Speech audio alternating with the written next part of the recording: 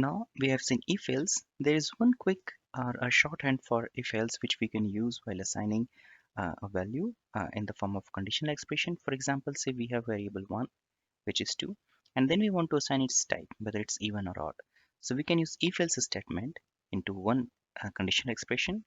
So it says variable 1 type is a variable, assign it value even if mod of 2 of variable 1 is equal to 0, otherwise assign it odd. And now if you run this, the output is even because the value of course is divisible by 2. If we would have put it 3, it would have been odd. So this is another way of writing if else, but rather than putting it into a block, we are using it as a conditional expression to assign a value. Okay, so with that we have covered the basics of ifs, if else, and we have seen the pass, and we have also seen the conditional expression.